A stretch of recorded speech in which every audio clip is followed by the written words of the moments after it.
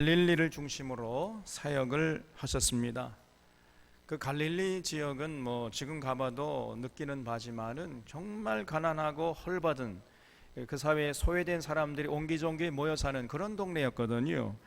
그래서 그 가난하고 헐벗은 사람들 곁에서 하나님의 진리를 선포하시고 귀신을 쫓아내시고 그들의 병들을 전부 고쳐주시고 그리고 굶주린 그들의 배를 불려 주셨습니다.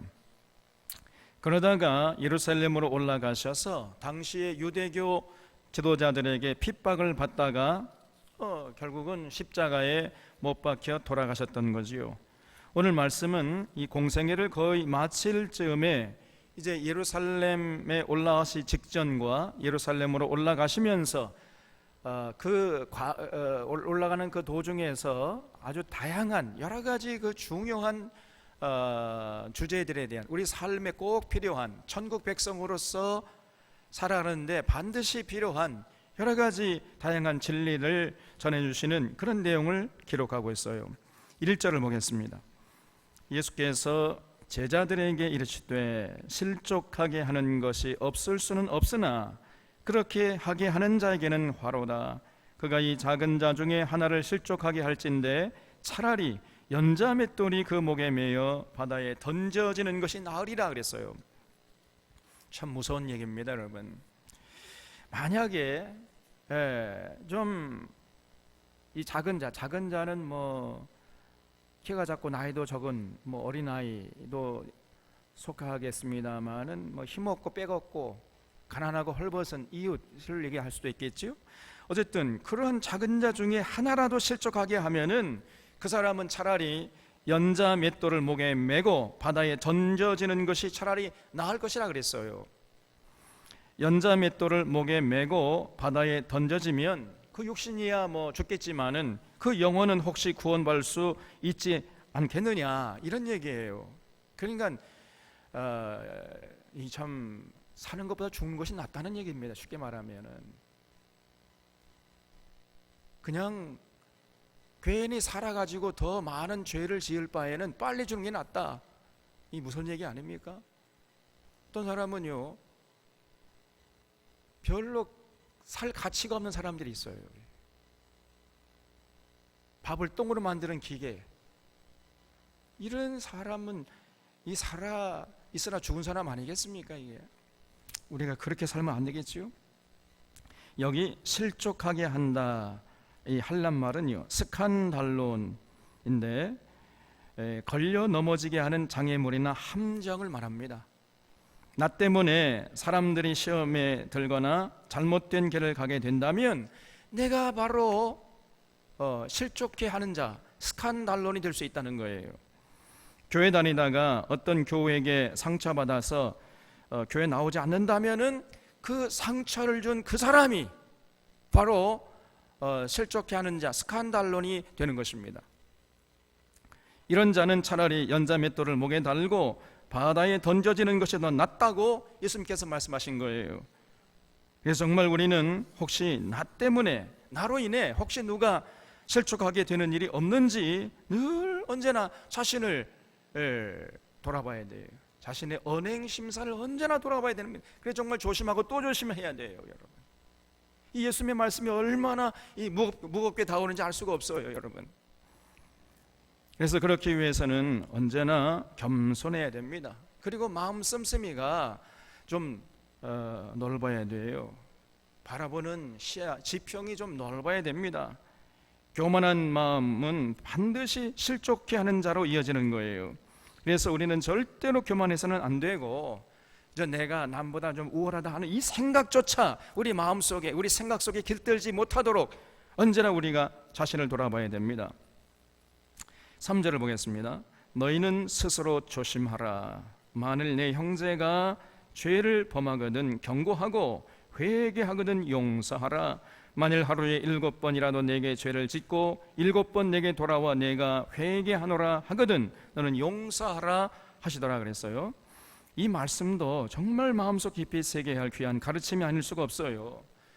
이 말씀은 실족해 하는 자가 되지 않기 위한 그 우리의 삶과도 연결되는 거예요.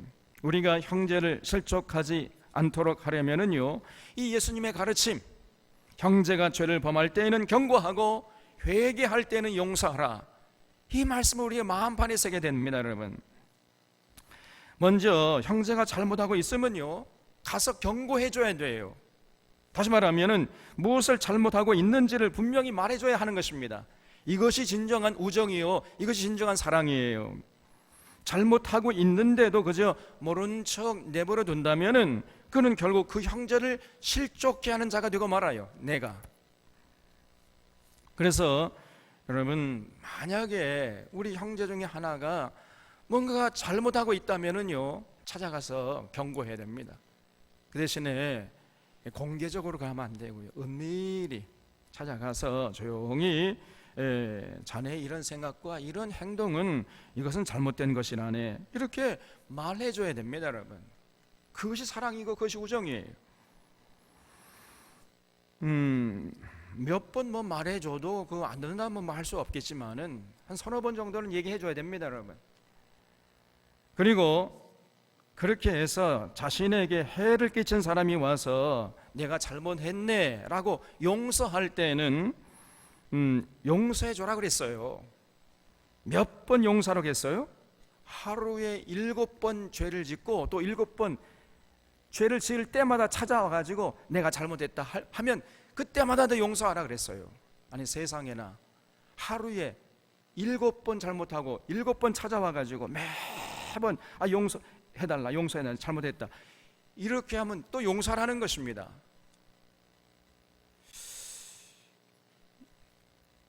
여러분 같으면 그렇게 용서할 수 있겠습니까?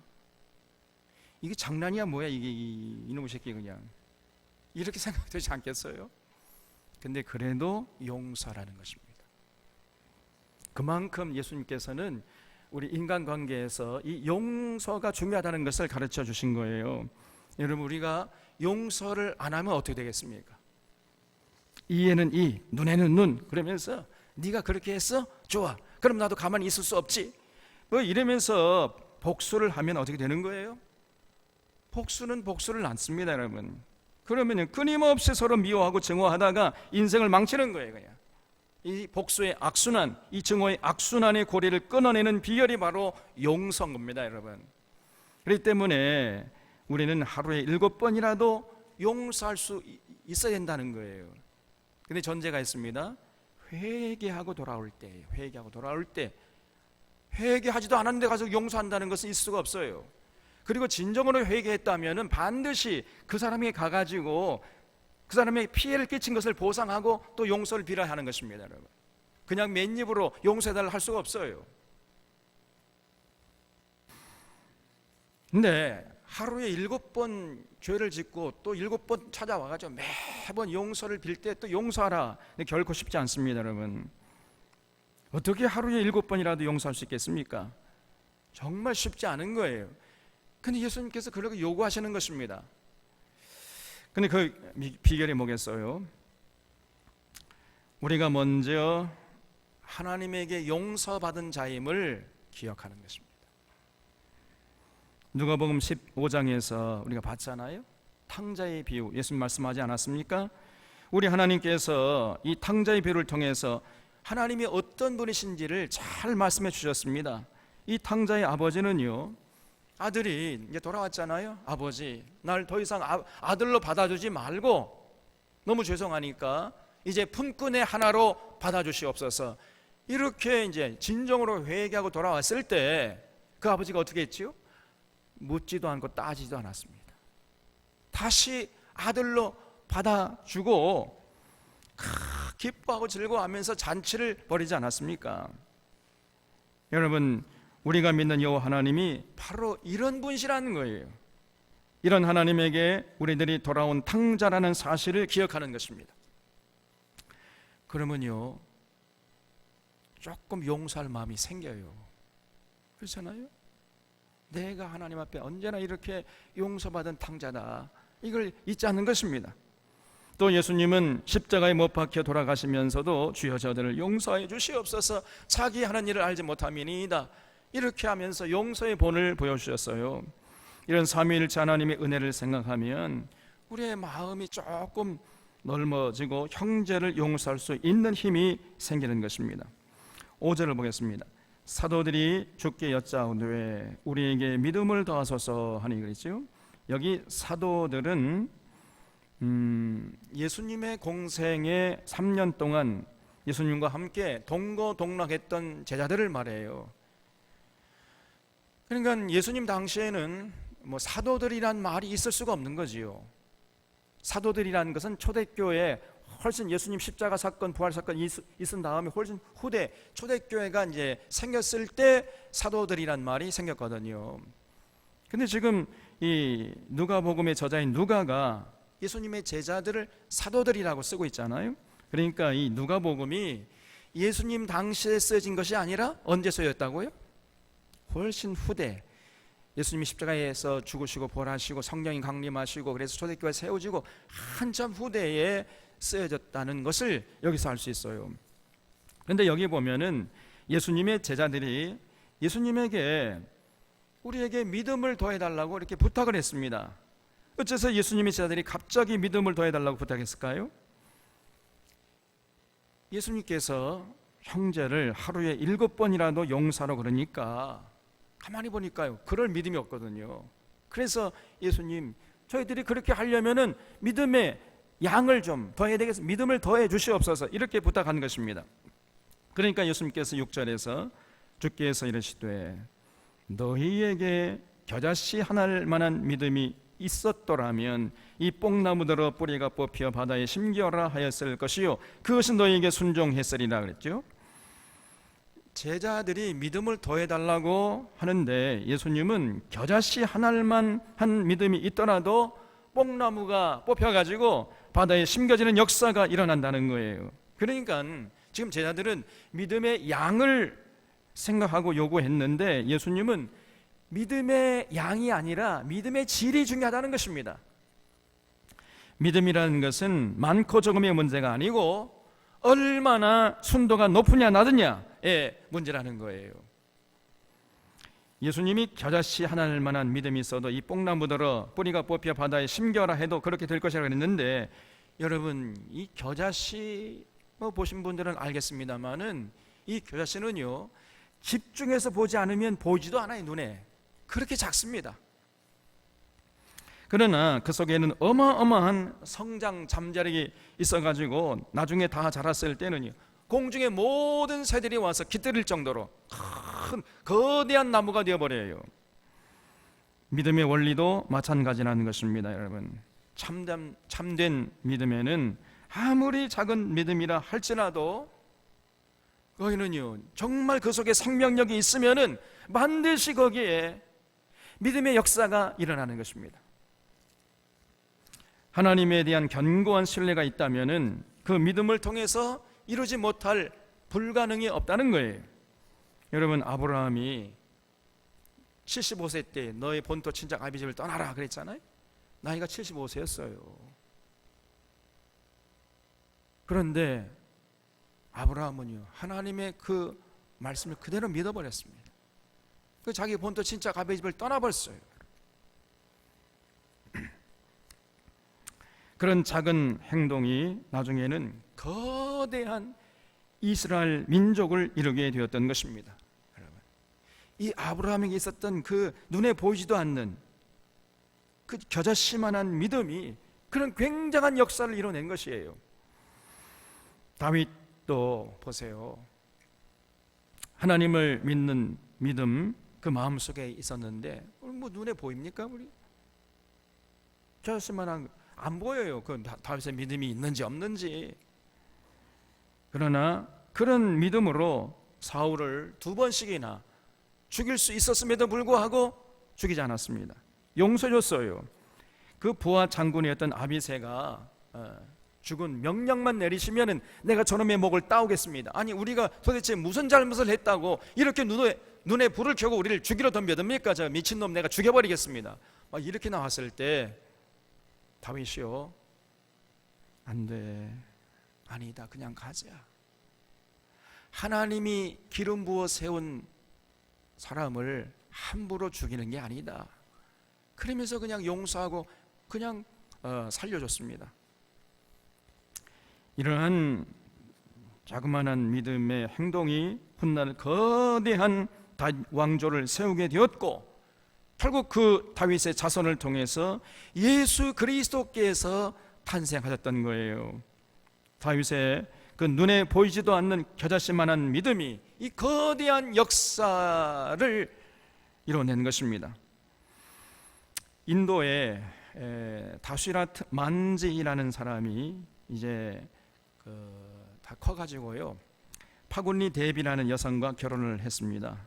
어느 날 이 아내가 이제 남편에게 점심 식사를 가져다 주려고 하다가 그만 길에서 넘어져 가지고 크게 다쳐버렸어요.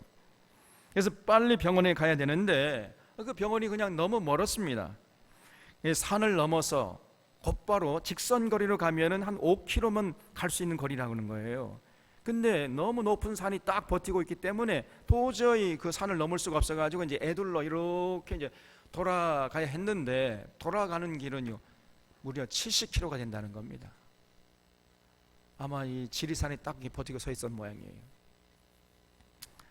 그래서 결국은요 그 70km 돌아가다가 그냥 아내가 죽고 말았습니다. 그때부터 이 만지희가 내가 산을 뚫어 가지고 길을 내야 되겠다, 이런 결심을 했어요. 그런 결심을 한 그의 손에 들려있는 도구라고는 망치와 정이 전부였습니다.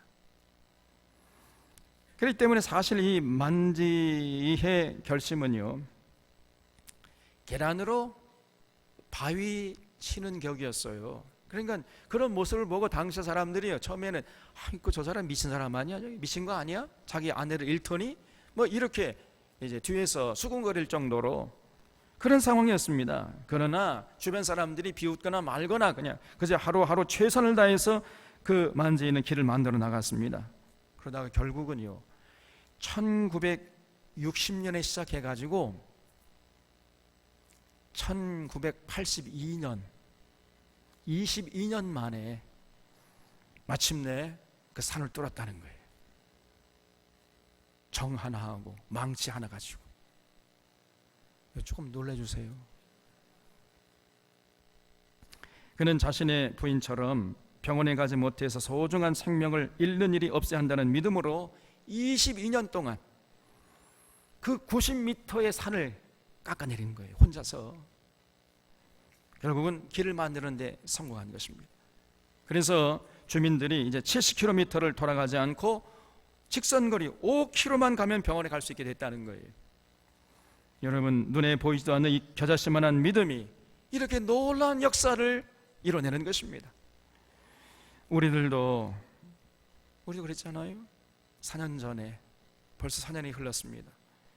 오늘 이 시대에 하나님이 기뻐하시는 건강한 교회를 우리가 세워보자. 정말 성경의 은혜와 진리 가운데 세워지는 건강한 교회를 세워서 하나님께 영광 돌리고 정말 이 시대의 건강한 교회의 모습을 한번 한국교회에 과시해보자. 뭐 이런 믿음으로 이렇게 sak풍이 몰아치는 광야로 나오지 않았습니까? 모든 세월을 견뎌냈어요. 돌아보면은 그 시대를 어떻게 우리가 이겨냈는지 참 아득하기만 합니다. 생각할 때 정말 여러분들이 자랑스럽고 고맙고 감사해요. 우리들의 이 겨자씨만한 믿음이 나중에는 거대한 믿음의 역사를 만들어내어서 한국교회를 새롭게 하는 역할을 감당할 줄 누가 알겠습니까, 여러분? 참된 믿음은 아무리 작아도 거기에는 굉장한 믿음의 역사를 일으키는 힘이 있는 것입니다. 또 7절 이하에는 하나님 나라를 위해서 앞장서서 헌신하는 자들이 취해야 할 올바른 자세를 말씀하고 있어요. 7절을 보겠습니다. 너희 중에 누구에게 밭을 갈거나 양을 치거나 하는 종이 있어 밭에서 돌아오면 그대로 곧 와 앉아서 먹으라 할 자가 있느냐? 도리어 그대로 내 먹을 것을 준비하고 띠를 띠고 내가 먹고 마시는 동안에 수종 들고 너는 그 후에 먹고 마시라 하지 않겠느냐? 당연하죠. 종에게 종이 열심히 일한다고 해 주인이요, 우리 칭찬하겠습니까? 내가 먹을 동안 넌 기다려 이거사, 이렇게 하지 않겠느냐? 명한 대로 했다고 종에게 감사하겠느냐? 이와 같이 너희도 명령받은 것을 다 행한 후에 이르기를 우리는 무익한 종이라 우리의 하여야 할 일을 한 것뿐이니라 할지니라 그랬어요. 거기 우리는 무익한 종이라 우리의 하여야 할 일을 한 것뿐이니라 할지니라, 거기에 한번 줄을 쳐주시기 바랍니다. 우리가 매사에 범사에 이런 자세를 잃지 말아야 돼요. 앞장서서 헌신하는 사람이 조금 헌신하고서 교만하고 또 대만하고 그러면 곤란합니다. 그런 사람은요, 가만히 있는 게 도와주는 거예요. 차라리 안 한만 못한 것입니다. 우리들이 하나님 나라를 위해서 헌신하고 또 주님의 몸된 교회를 위해서 헌신한 다음에 모든 영광을 하나님께 돌려드리고, 그저 저는 무익한 종입니다, 저는 그저 해야 할 일을 한 것뿐입니다, 이런 고백, 이런 자세를 결단코 잊어서는 안 되는 것입니다. 여러분, 우리가 충성한 후에 사람들의 칭찬이나 보상을 받으려고 하는 이런 자세를 갖는다면요, 이거는 곤란한 거예요. 여러분, 우리가 이 땅에서 다 받아버리면은 나중에 하나님 앞에 나가서 받을 게 없지 않습니까, 여러분? 바울은 베드로와는 달리 언제나 자비량하면서 평생을 주님의 몸된 교회를 위해서 헌신했잖아요. 근데 베드로는요, 결혼도 하고 아내도 데리고 다니면서 교회에다가 사례금도 청구하고 이렇게 다녔어요, 베드로는. 근데 바울은요, 결혼도 못했잖아요. 그리고 교회에다가 생활비도 청구하지 못했습니다. 자비량하면서 이렇게 평생을 헌신했어요. 나의 나된 것은 하나님의 은혜로라, 나는 죄인 중에 괴수입니다, 이러면서요. 그러면서 평생 하나님께 영광을 돌렸습니다. 그런데 이런 모습을 보고요, 고린도 교인들이 뒤에서 뭐라고 쫑알댔느냐? 지가 사도가 아니니까 저런 거야, 저거. 이게 고린도 교인들의 수준이었습니다, 여러분. 그러면서 입을 삐죽댔어요. 이런 모습을 보고요, 바울이 고린도 교인들에게 편지하기를, 내가 이렇게 자비량하면서 헌신하는 것은 내가 베드로처럼 사도가 아니기 때문이 아니고 내가 장차 하나님 앞에 가서 받을 영원한 상을, 영원한 면류관을 바라보기 때문이다, 이렇게 편지를 쓰고 있는 것을 볼 수 있습니다, 여러분. 그러면서 저 운동장에서 뛰는 선수들을 좀 보라는 거예요. 그들이 그렇게 열심히 뛰는 것은 결승점에서 결국은 그 면류관을 받기 위해서 뛰는 거 아니겠냐. 그러나 그들이 받을 면류관은요, 미안하지만 썩을 면류관이라는 거예요. 저 썩을 면류관에 있어도 저렇게 열심히 뛰는데 하물며 우리는 하나님 앞에서 영원히 썩지 아니할 영광스러운 영광의 면류관을 받을 자들이 아니냐. 그러니 우리가 얼마나 더 절제해야 하겠느냐, 이렇게 반문하고 있는 것입니다. 고린도전서 9장에 나오잖아요.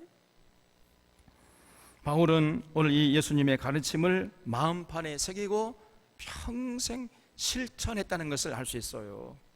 우리가 주님을 위해서 열심히 헌신한 다음에, 나는 무익한 종입니다, 내가 해야 할 일을 했을 뿐입니다, 이런 자세를 잃지 말아야 된다는 거예요.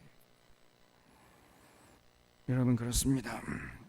내가 이만큼 공로를 세웠지 라고 그런 생각을 마음에 품는 순간에 벌써 그 사람은요, 이제 하나님께 버림받기 시작합니다. 그럼 교만하기 시작하고, 교만하면요, 하나님이 반드시 쓰시다가도 버려오는 거예요, 그냥. 만약에 그런 마음을 마음에 품잖아요. 그러면 조금만 일해도 서운하게 되고, 그렇게 되면 이제 봉사가 시들해지게 되고, 그러다가 결국 하나님께 버림받는 거예요.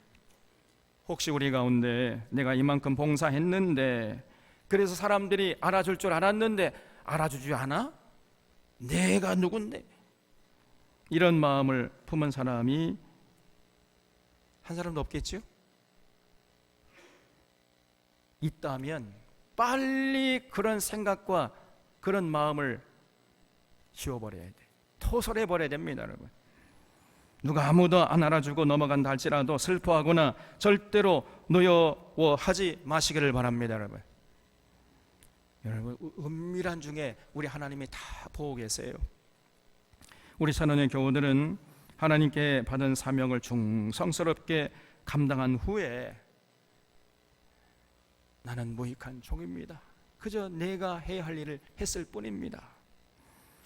이렇게 고백하는 모습을 결단코 잃지 않을 수 있기를 바랍니다. 그렇게 묵묵하게 자신의 일을 충성스럽게 감당하는 자를 하나님이 주목하시는 거예요. 그리고 그를 선한 손길로 인도하십니다. 또 그런 자에게 하나님께서 장차 참 잘했다, 착하고 충성된 종아, 내가 작은 일에 충성했으며 내 주인의 즐거움에 참여할지니라, 이런 평가를 하시는 것입니다. 그래서 정말 천국을 기업으로 받아 누리게 되는 거예요. 11절을 보겠습니다. 예수께서 예루살렘으로 가실 때 사마리아와 갈릴리 사이로 지나가시다가 한 마을에 들어가시니 나병 환자 10명이 예수를 만나 멀리 서서 소리를 높여 이르되 예수 선생님이여 우리를 불쌍히 여기소서 하거늘 그랬지요. 이제 예수님이 드디어 갈릴리 지역을 떠나서 십자가의 고난이 기다리고 있는 예루살렘으로 올라가셨다는 겁니다, 여러분. 그런데 이 갈릴리에서 예루살렘으로 사실은 그게 뭐 내려가는 길인데 예루살렘 올라가는, 마치 우리 여기 광양에서 서울 가면 서울 올라갑니까 내려갑니까?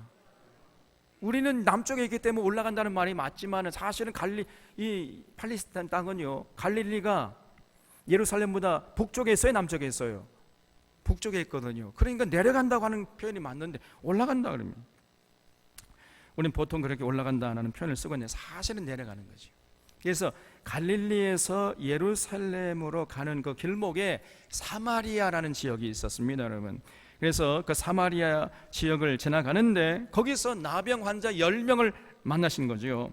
근데 그 나병 환자들이 예수님을 보고서도 가까이 오지 못하고 멀리 서서 외쳤다는 겁니다. 왜 그래요? 나병을 앓게 되면요, 건강한 사람들이 있는 곳에 오면 안 됩니다. 그래서 멀리 서 있어야 돼요. 그것이 당시 율법이었습니다. 그래서 이들은 예수님에게 가까이 오지 못하고 멀리 서서 예수 선생님이여 우리를 불쌍히 여겨 주시옵소서 이렇게 크게 외쳤습니다. 여기서 불쌍히 여겨달라는 것은 자신의 병을 좀 고쳐달라, 그런 얘기겠죠. 그러니까 예수님께서 대뜸 14절에서 보시고 이르시되 가서 제사장들에게 너희 몸을 보이라 하셨더니 그들이 가다가 깨끗함을 받은지라 그랬죠. 아, 예수님이요, 그래 너희들의 병을 내가 고쳐주마, 뭐 이런 말, 이런 방구도 없이 다짜고짜 제사장들에게 가서 너희 몸을 보이라, 이렇게 말씀하시는 거예요. 여러분, 요즘 새벽 기도회 레위기서를 우리가 하고 있거든요. 레위기서 14장을 보면은 나병에 걸렸다가 회복된 사람들에 대한 규례가 자세하게 기록되어 있습니다. 나병에 걸렸다가 회복된 사람들은 어떻게 하느냐? 먼저 제사장에 가야 돼요. 그래서 자신의 벗은 몸을 보여가지고 자신의 병이 다 나았다는 것을 제사장에게 가서 이제 확인을 받고 그 제사장이 그래 다 나았어 이렇게 인정해 줘야 그러면 이제 정결케 되는 규례를 이제 하고, 그리고 그리운 가족의 품으로 돌아갈 수가 있었던 것입니다. 그러니까 지금 예수님이 나병은 고쳐주지 않고 대뜸 그냥 레위기 14장의 규례대로 제사장에 가서 너희들의 벗은 몸을 보여라 이렇게 말씀하신 거예요. 그런데 그 나 환자들이요, 예수님, 아니 먼저 우리들의 병을 고쳐줘야 우리가 갈 건 아닙니까? 이렇게 묻지도 따지지도 않고요, 가라고 하니까 그냥 가버려요. 그건 참 일종의 이것도 믿음의 역사죠. 가다 보니까 자신의 병이 난 겁니다. 병이 난 상태로 간 게 아니라 낫지도 않았는데 세상에 가서 너희들의 몸을 보여라 하니까 그냥 가버린 겁니다. 근데 거기까지는 참 좋은데요, 그 다음이 문제였어요. 15절 말씀 보면 그 중에 한 사람이 자기가 나은 것을 보고 큰 소리로 하나님께 영광을 돌리며 돌아와 예수의 발 아래 엎드려 감사하니 그는 사마리아 사람이라 그랬어요. 그러니까 이 10사람 중에 9명은 가다 보니까요, 자기 병이 낫거든요. 그러니까 이야, 신난다, 빨리 제사장이 가가지고 우리 나은 몸을 보이자. 그러면서 이제 더 빨리 제사장이 가버렸어요. 그런데 그 9명 중에 딱 한 사람, 이 사람이 또 해필이면 사마리아 사람이었습니다.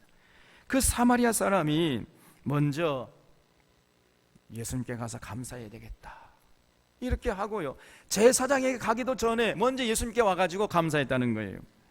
이런 모습을 보고 예수님이 17절에서 예수께서 대답하여 이르시되 10사람이 다 깨끗함을 받지 아니했느냐? 그 9은 어디 있느냐? 이렇게 물었습니다. 아니, 당시 하늘의 천영이라고 하는 나병을 고쳐줬으면 당연히 예수님께 돌아와서 먼저 감사해야 할 건 아니겠습니까, 여러분? 그것이 인지상정 아닙니까? 그런데 이 9명은요, 쪼아라 하면서 제사장에게로 가버리고 예수님에게 와서 감사하지 않았습니다. 딱 한 사람, 이 사마리아 사람만 돌아와서 감사했어요. 예수님께서 그런 모습을 보시고 다 나은 사람이 10명이 아니었더냐, 근데 9명은 어디 가고 너 혼자 돌아왔느냐, 이러면서 서운한 마음을 표했어요.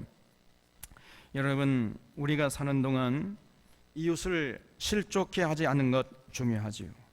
또 이웃이 회개하면 용서하는 것 중요합니다. 또 믿음이 중요하고 다 중요하지만은 그 중에서 제일 중요한 게 뭐냐?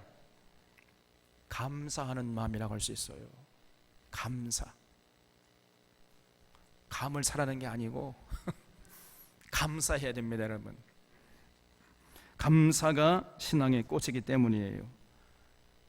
감사할 줄 모르는 사람처럼 무서운 사람도 없고 비참한 사람도 없는 것입니다. 감사할 줄 모르는 사람은요, 나병보다 더 무서운 병에 걸린 사람이에요. 우리는 감사하는 만큼 누릴 수가 있는 것이고 감사하는 만큼 행복할 수 있는 것입니다. 우리는 우리를 낳아준 부모님에게 감사할 줄 알아야 하고, 우리를 이렇게 좋은 환경 속에서 살게 해주신 우리 조상들과 주위의 농민들과 노동자들에게 감사할 줄 알아야 돼요. 내가 사는 것이 나 혼자 힘으로 사는 게 아닙니다, 여러분. 우리 주변에 수많은 사람들의 희생과 헌신과 땀 흘림이 있었기 때문에 오늘 내가 이렇게 살아갈 수 있게 되는 것입니다. 그래서 그런 것에 대해서 우리가 감사할 줄 알아야 되는 거예요. 나가서 허물과 죄로 죽었던 우리를 구원해 주시고 하나님의 자녀가 되게 계신 예수님에게 감사할 줄 알아야 하고, 예수님을 보내주신 그 여호와 하나님께 감사할 줄 알아야 돼요. 또 우리가 아침에 눈을 떠서 밤에 잠자리에 들 때까지 그 여호와 하나님께서 우리에게 베풀어 주신 것들을 얼마나 많이 누리고 있습니까? 여러분, 이 맑은 공기를 마음껏 마실 수 있잖아요. 제가 얼마 전에 서울 갔다 왔잖아요. 이 서울에서 못 살겠습니다, 진짜로. 여러분, 이 광양 땅에서 이렇게 마음껏 맑은 공기를 마실 수 있는 것에 대해서 감사하십니까? 또 우리가 깨끗한 물을 이렇게 마음껏 마실 수가 있잖아요. 예? 사또 약수터.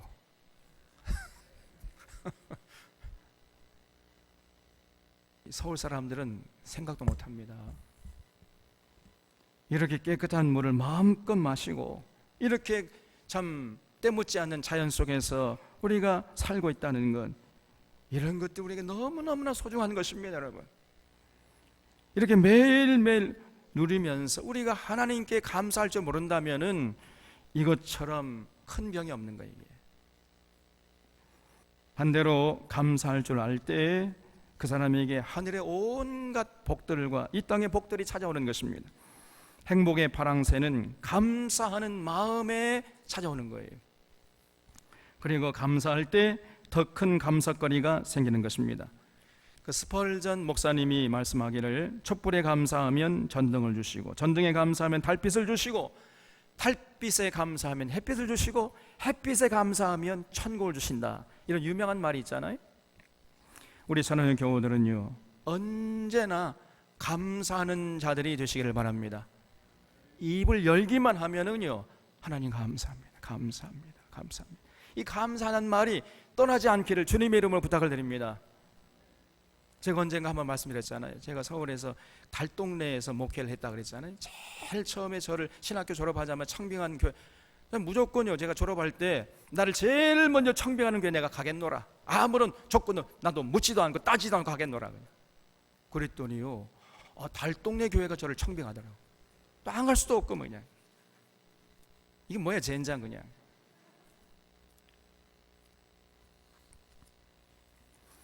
그래 여러분, 달동네 사람들 가보니까요, 이게 사는 게 아닙니다.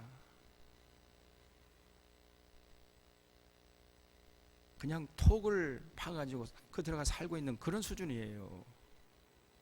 근데 그런 곳에 여러분 옛날에 제 1차, 2차, 3차 경제개발 5개년 그러면서 전부 농촌을 희생해가지고 그렇게 산업을 해가지고 우리 지금까지 살아온 거 아닙니까? 그러니까 거기 이 달동네 사람들이 전부 다 이 전라도, 경상도, 충청도에서 이 농민들, 수많은 농민들이 그냥 야반 도주해가지고 온 사람들이에요. 그런 끔찍한 시대를 우리가 살아온 거예요, 여러분. 그러니까 그 사람들이 무슨 돈이 있습니까? 기술이 있습니까? 아무것도 없는 거거든요.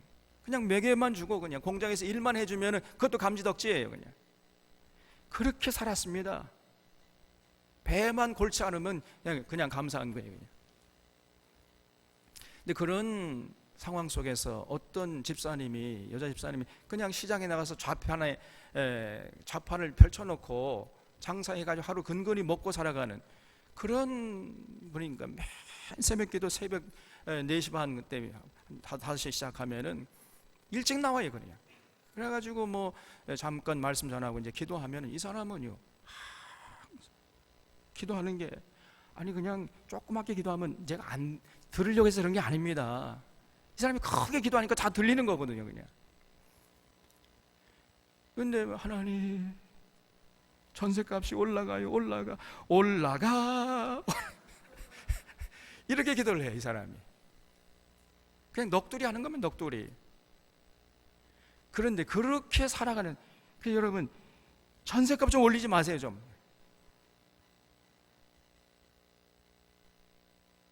그래서 제가 그런 모습을 가까이 보면서 정말 고단한 인생을 사는구나. 근데 그렇게 어렵게 살면서도요, 항상 그 집사님 입에서 입만 열면 하나님 감사, 하나님 감사, 감사라는 말이 떠나지 않아요, 그냥. 그 사랑하는 서른의 교우들이 언제나 입만 열기만 하면은 하나님 감사합니다, 감사합니다. 이 말이 떠나지 않기를 주님의 이름 부탁드립니다. 우리 한번 연습해 볼까요? 하나님 감사합니다, 하나님 감사합니다. 네. 언제나 이 말을 잃지 말아야 돼. 여기 18절에 이 이방인 외에는 하나님께 영광을 돌리러 돌아온 자가 없느니 하시고 그에게 이르시되 일어나 가라, 내 믿음이 너를 구원했느니라 하시더라 그랬죠. 참으로 놀라운 말씀이에요. 여러분, 감사하는 믿음이 진짜 믿음이라는 것입니다. 그 믿음이 우리를 구원케 하는 거예요. 우리의 진정한 신앙의 꽃은 감사하는 마음에서 피어나는 거예요. 감사하는 자가 이 땅에서 천국 백성으로 살다가 마침내 천국을 기업으로 누리게 되는 것입니다. 그러므로 우리는 언제나 감사할 줄 알아야 하는데 우리 현실을 보면요, 감사할 줄 몰라요. 왜 이런 현상이 벌어지는 것입니까? 우리에게서 감사를 뺏어가는 것들이 있기 때문이에요. 그게 뭐겠습니까?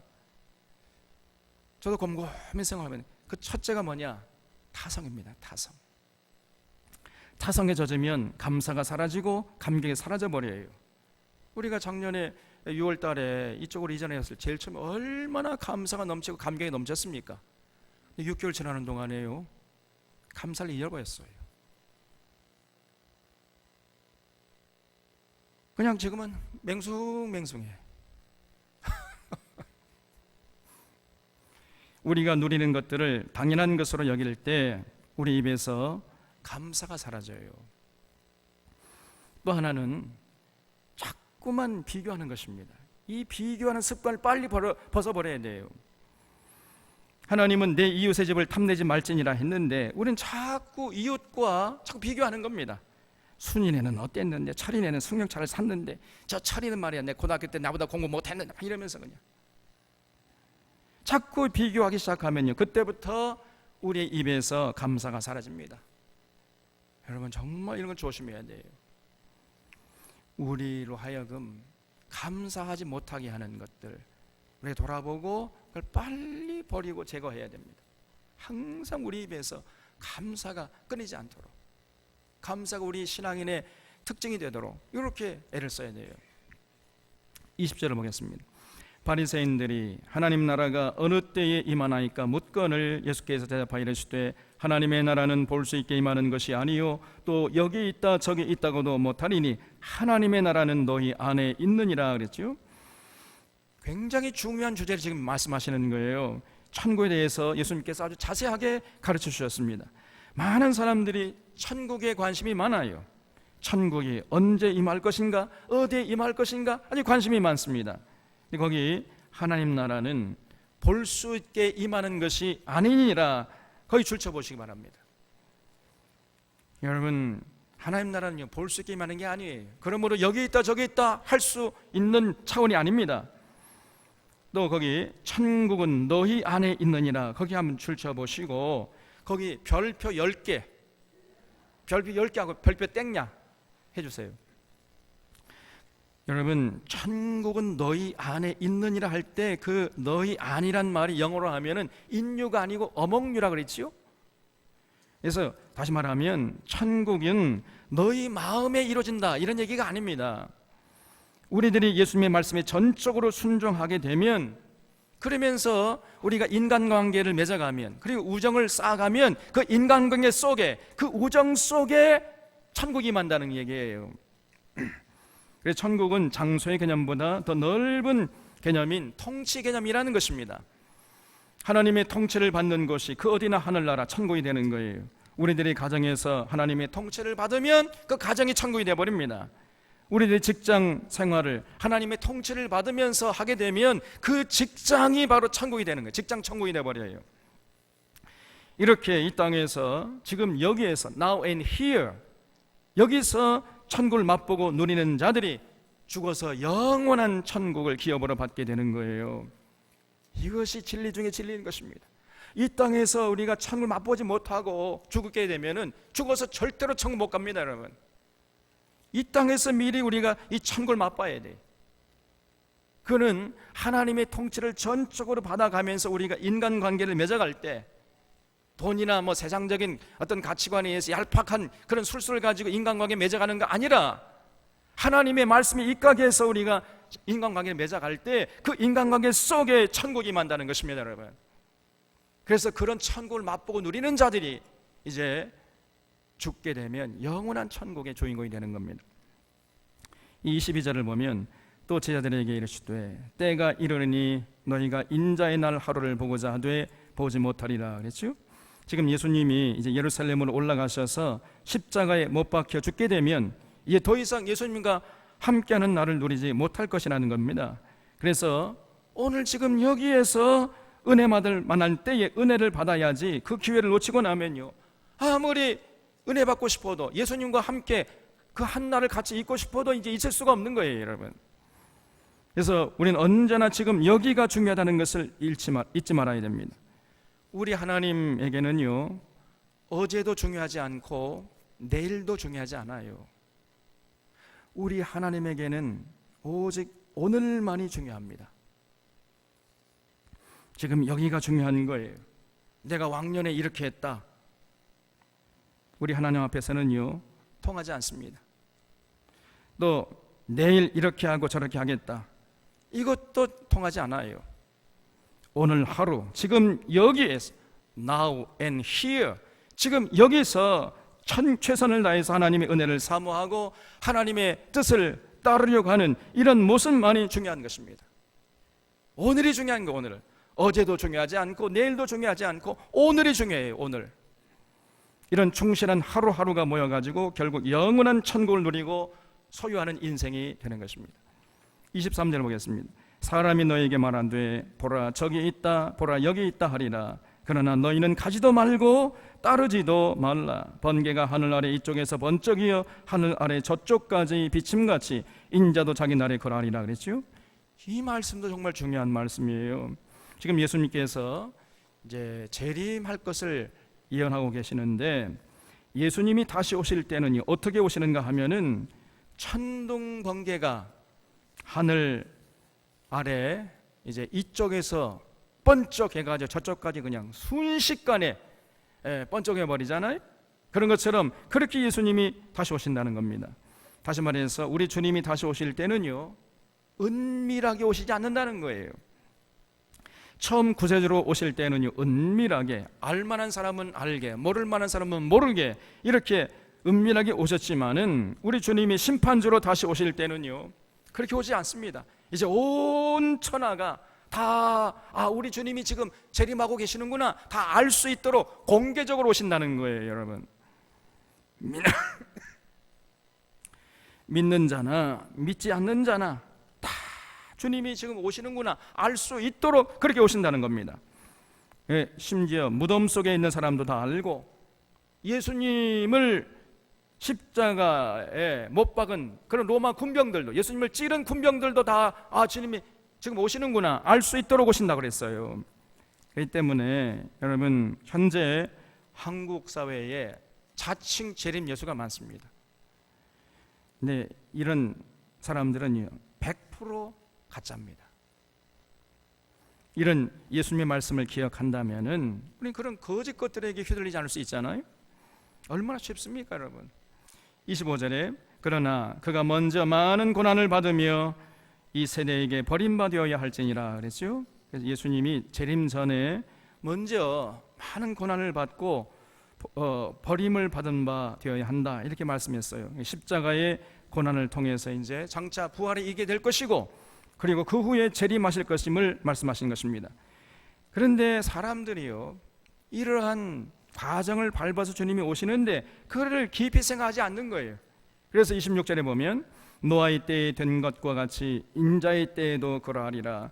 노아가 방주에 들어가던 날까지 사람들이 먹고 마시고 장가들고 시집가더니 홍수가 나서 그들을 다 멸망시켰으며, 또 롯의 때와 같으리니 사람들이 먹고 마시고 사고 팔고 심고 집을 짓더니 롯이 소돔에서 나가던 날에 하늘로부터 불과 유황이 비오듯 하여 저희를 멸망시켰느니라.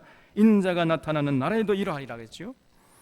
주님이 재림할 때에는요, 마치 노아 때나 롯의 때와 같을 것이다 이렇게 말씀하신 것입니다. 그러니까 앞으로요, 가면 갈수록 자꾸 교회도 그저 물질주의, 향락주의에 다 빠지게 될 것임을 미리 예수님께서 예언해 놓으신 거예요. 그냥 먹고 마시고 시집가고 장가하고 세상 보기 영화를 탐하고 이런 모습으로 나아가게 될 것임을 예수님께서 미리 경고하셨는데, 이런 예수님의 경고가 오늘날 우리를 돌아보면요, 그대로 현실이 되어버렸습니다. 지금 교회를 보면은 세상보다 더 세속적이 되어버리고 말았습니다. 어느 대형 교회는요, 이름만 대면 다 알 수 있는 한국에서 최고 큰 교회라고 하는 그 교회, 아주 명성이 자자한 교회가 있어요. 그 교회는요, 아예 부동산을 전담하는 목회자가 따로 있답니다. 전국 방방곡곡에 요지에다가 성도들이 헌금하면 그 헌금 가지고 땅을 사고 팔고 하는 이 부동산 업자가 따로 부목설에 따로 자리가 있다는 거예요. 그냥. 타락할 때까지 타락한 것입니다, 여러분. 갈 때까지 간 거예요. 그래서 교회가 타락하게 되면요, 신랑이 더디 오면 다 졸며 잘세 그런 거지요. 그러니까 이제 주님이 세상을 심판하기 위해서 이제 심판주로 다시 오시는 것입니다. 그러면 그때 우리가 어떻게 해야 할 것인가? 여기 31절에 보면 그날에 만일 사람이 지붕 위에 섰고 있고 그의 세간이 집안에 있으면 그것을 가지러 내려가지 말 것이요 밭에 있는 자도 그와 같이 뒤로 돌이키지 말 것이니라. 롯의 처를 기억하라 그랬어요. 거기 롯의 처를 기억하라, 그걸 줄쳐보시기 바랍니다. 여러분, 천사가 절대로 뒤를 돌아보지 말라고 몇 번 경고했지요? 누누이 알려줬는데 근데 자꾸 롯의 처가요, 소돔과 고모라 성에 미련이 많아가지고 자꾸 뒤를 보는 거예요. 그냥 거기서 나오려고 하니까 집에 두고 오냐 비단 이물, 비싼 화장품, 고급 구두, 수천만 원은 모피, 이런 것들이 자꾸 눈에 밟히거든요. 사실 하나님의 심판 내는 건 아무것도 아니지 않습니까, 여러분? 아무짝에도 쓸데가 없는데 거기에 미련이 남아가지고 자꾸 뒤를 돌아보다가 그만 소금 기둥이 되고 말았습니다. 하늘에서 지금 불이 내리고 있는데도 자꾸 뒤를 돌아보는 거예요. 지금 예수님께서 롯의 철을 기억하라. 앞으로 점점 교회들이 그렇게 된다는 것입니다. 세상의 물질주의, 향락주의를 경계하라고 가르쳐 주셨는데 어느덧 이런 예수님의 예언이 그냥 현실이 되어버렸어요. 정말 이 두렵고 떨리는 현실이 아닐 수가 없습니다. 33절에 무릇 자기 목숨을 보존하고자 하는 자는 잃을 것이요 잃는 자는 살리리라. 내가 너희에게 이르노니 그 밤에 둘이 한 자리에 누워있으며 하나는 데려감을 얻고 하나는 버려둠을 당할 것이요 두 여자가 함께 맷돌을 갈고 있으며 하나는 데려감을 얻고 하나는 버려둠을 당할 것이니라 그랬죠. 부부가 한 자리에 누워있다가 하나는 데려감을 얻고 하나는 버려둠을 당한다는 거예요. 그러니까 아이고 내 아내가 잘 믿으니까 나는 안심이다 이렇게 생각해서는 안 된다는 것입니다. 여러분, 그저 나는 내 아내 치맛자락만 붙잡고 있으면 되겠지, 그 착각이고 오산입니다. 여러분, 또 밭에서 같이 밭을 갈고 있다가 하나는 데려감을 얻고 하나는 버려둠을 당한다, 예수님의 말씀이에요. 여러분, 그래서 믿음이 좋은 친구 곁에 딱 붙어 있다고 해가지고 같이 데려가는 게 아니라는 거예요. 아무리 믿음 좋은 친구 곁에 있다고 해도 얼떨결에 묻어가지 않습니다. 같이 있었다는 것은 아무런 의미가 없는 거예요. 정말 중요한 게 뭡니까? 얼마나 하나님을 사랑하고 이웃을 사랑하면서 참 믿음의 소유자로 살았느냐, 그렇지 않았느냐, 이것만이 중요한 것입니다. 여러분, 그래서 37절에 그들이 대답하여 가로되 주여 어디 오니까 이르시되 죽음 있는 곳에는 독수리가 모이느니라 하시니라. 그러니까 예수님의 제자들이 듣고 있다가 그럼 예수님 그런 일이 일어난 곳이 어디입니까? 이렇게 물었어요. 예수님께서 죽음 있는 곳에는 독수리가 모인다 이렇게 말씀했습니다. 무슨 말이죠? 그러니까 죽음이 있는 곳에 독수리가 있는 것처럼 그런 역사가 일어난 곳이 어딘지 몰라도 때가 되면 다 알게 된다는 거예요. 미리 걱정하지 말라는 것입니다. 그러므로 우리들은 오늘 하루 지금 여기에서 최선을 다해서 예수님 사랑하고 예수님의 가르침을 따라 성실하게 정직하게 충성되게 살아가면 되는 거예요. 그것이 최고의 재림 준비임을 잊지 말고 우리 사랑하는 사론의 교우들은 성실하고 정직하게 충성스럽게 주님 사랑하고 그 가르침에 순종하면서 하루하루 살아가는 정말 지혜로운 자들 다 되시기를 바랍니다. 기도하겠습니다.